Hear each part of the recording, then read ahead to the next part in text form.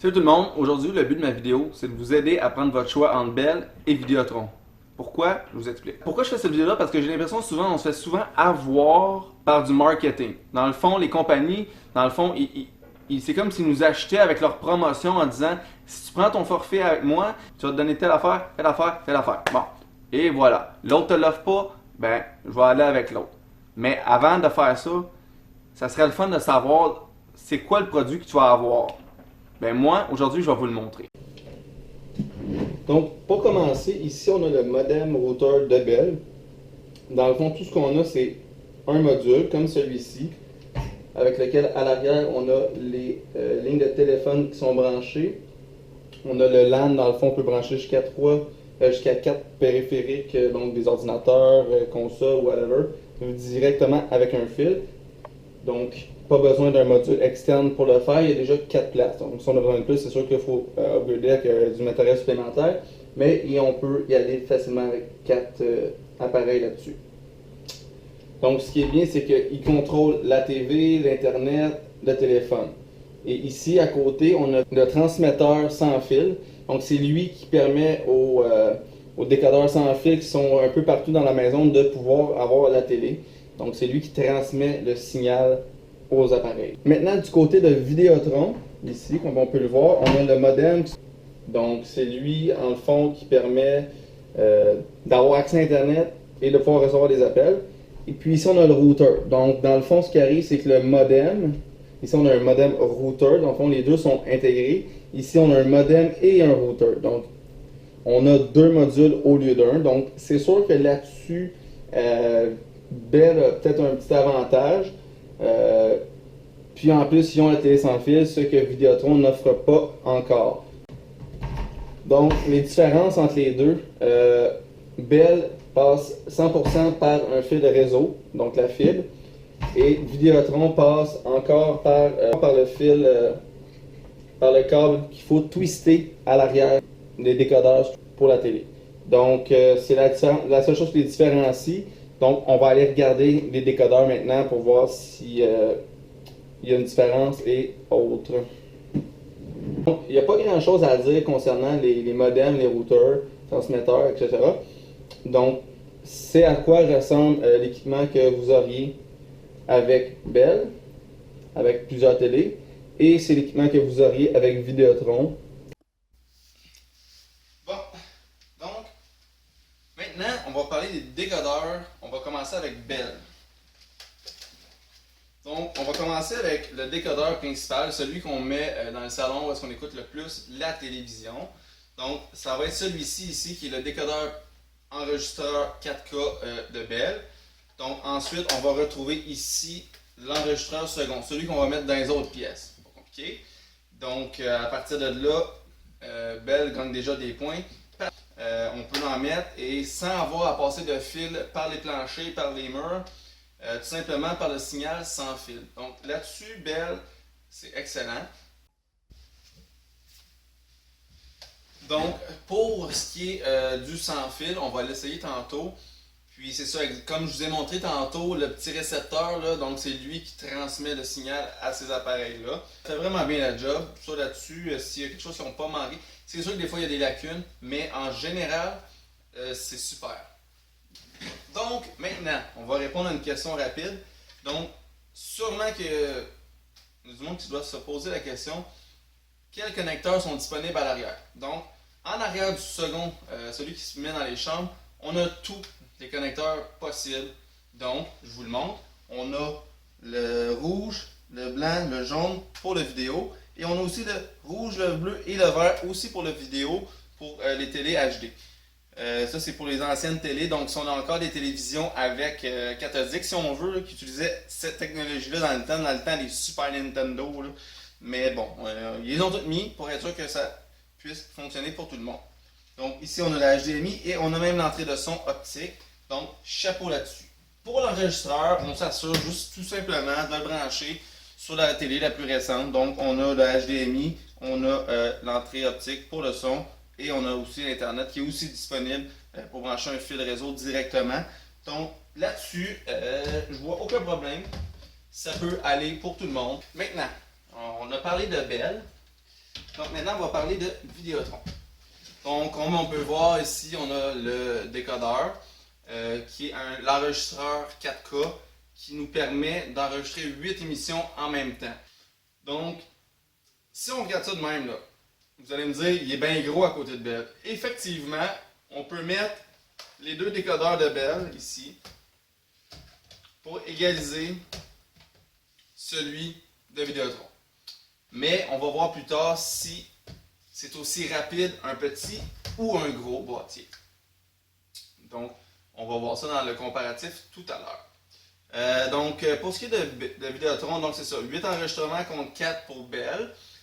À l'arrière, on retrouve aussi toutes les possibles, donc le jaune, le blanc, le rouge, le bleu, le vert et encore le rouge. On a le HDMI.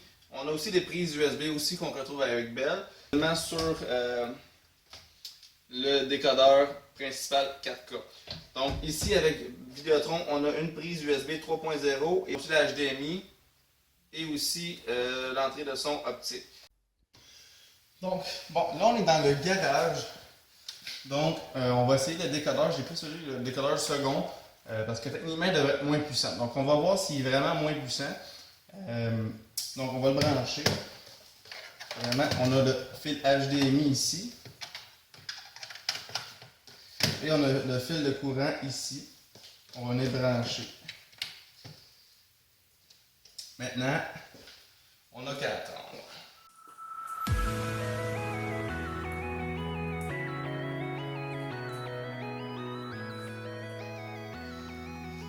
Donc, pourquoi j'ai choisi le garage? Parce que c'est un endroit qui est vraiment isolé, où est-ce qu'on risque d'avoir une perte de Wi-Fi, de réseau sans fil assez fréquemment. Donc, on va juste voir à quel point, comment ça réagit dans un endroit comme ça. Puis, je vous laisse regarder.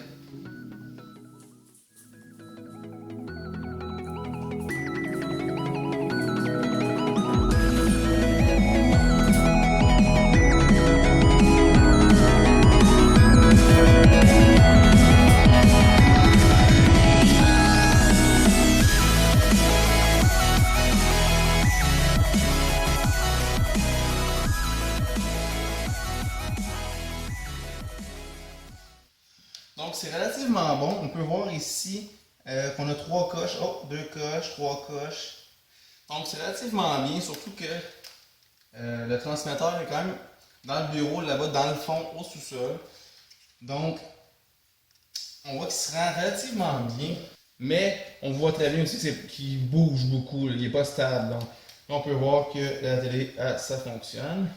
Donc si vous êtes fan de char, whatever, on va être capable d'écouter la télévision dans le garage. Bon, maintenant, comme je vous dis, je veux voir si vraiment...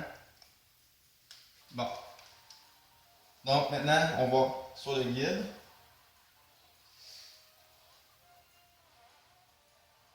On voit que c'est relativement... Bon.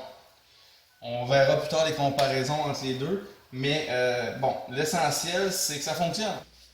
Pour la dernière partie, de la première partie... Mal, là. Bon, on va terminer avec les télécommandes. Donc, premièrement, on a la télécommande de Bell qui est très mince et longue. Et on a la télécommande de Vidéotron qui est un peu plus dodue, mais qui est plus courte. Je vais vous le montrer, honnêtement, là. C'est la même affaire. C'est juste que les boutons ne sont pas à la même place. Fait que si on les prend, là, comme ça, là, vous pouvez voir, là, comme ça. Les boutons sont juste placés différemment, mais ils arrivent à la même place sensiblement. Donc, autre chose, la télécommande de Bell a un gros désavantage. Et c'est ce qui fait en fait que c'est plus difficile à apprivoiser. Donc, quand on l'utilise à tous les jours, donc c'est plus difficile à savoir. Tu sais, normalement, on est censé pouvoir pointer la manette, la télévision, sans avoir à la regarder, la manette. On s'entend?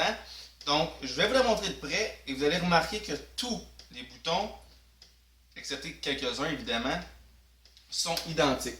Donc, on peut voir ici, tous les chiffres sont ronds.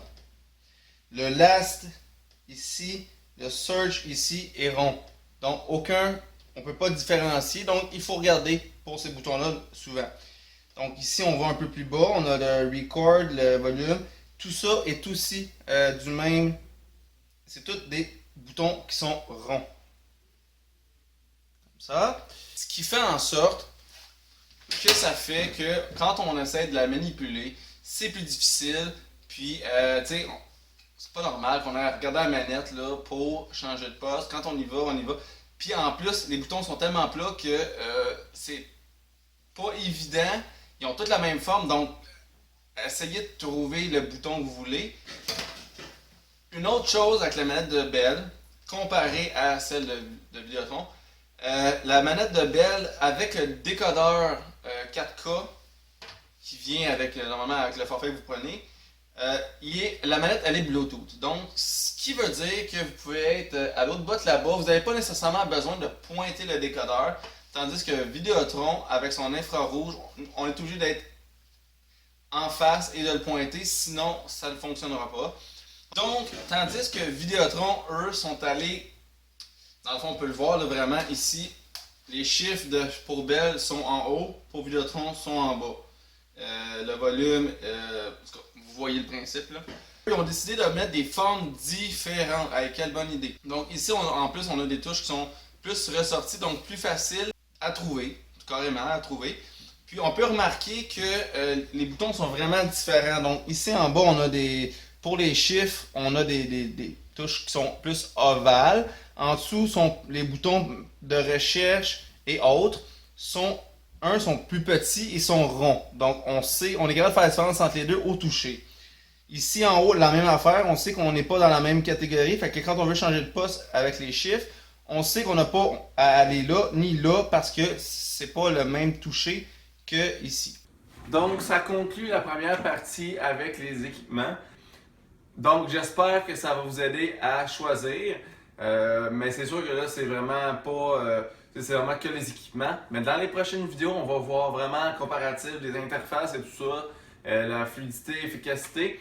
Donc, une partie plus intéressante. Donc, j'ai décidé de faire le tour de tous les équipements, de toutes les facettes pour que vous puissiez avoir quelque chose de complet. Mais c'est sûr que la deuxième partie est la plus intéressante. Donc, abonnez-vous à ma page parce que les vidéos vont sortir bientôt. Donc, j'espère que ça va vous aider et on se revoit dans la prochaine vidéo.